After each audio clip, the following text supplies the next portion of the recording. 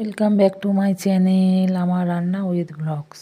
আজ আমি একটা মিষ্টি রেসিপি নিয়ে এসেছি।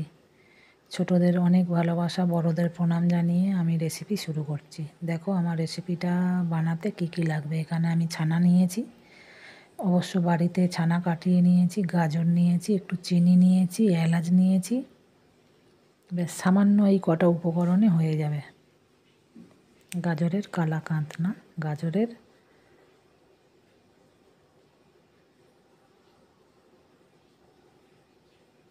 কাঁচাগোল্লা।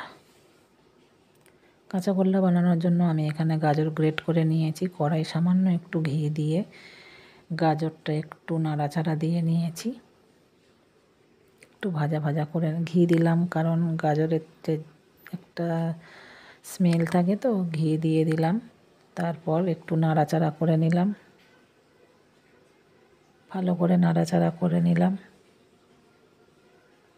ভাজতে ভাজতে ব্যাস গাজরটা সিদ্ধ হয়ে এসেছে। এরপর আমি ছানাটাকে ভালো করে ঝুড়ো ঝুড়ো করে নিয়েছি, গাজরের মধ্যে কড়াইতে ঢেলে দিলাম। এরপর ভালো করে গাজর আর ছানাটা মিশিয়ে নেব। ভালো করে খুন্তি দিয়ে নাড়িয়ে নাড়িয়ে মিশিয়ে নেব।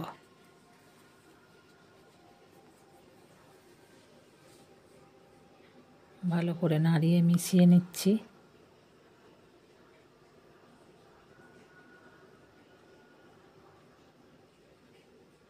ভালো করে মিশিয়ে নিতে হবে।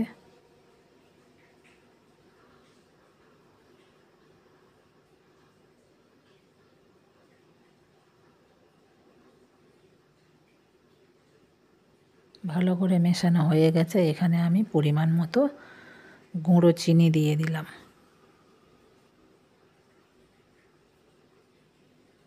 চিনিটা দিয়ে আবারও ভালো করে মিশিয়ে নিচ্ছি।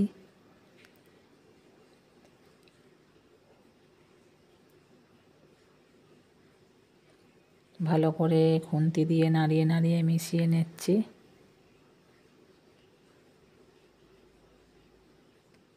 যেহেতু গাজর রয়েছে, একদম 1 চিমটি লবণ দিলাম।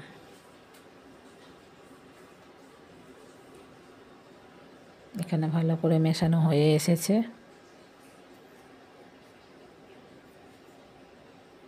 দেখো বন্ধুরা, কত সুন্দর দেখতে লাগছে। খেতেও কিন্তু সুন্দর হয়েছিল। যত সুন্দর দেখতে লাগছে, খেতেও তার থেকে আরও বেশি ভালো লেগেছে। পাক প্রায় হয়ে এসেছে।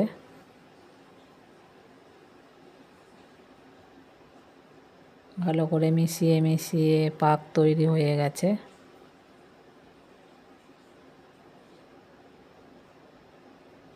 এবার আমি একটা জায়গাতে কড়াই থেকে নামিয়ে নেব।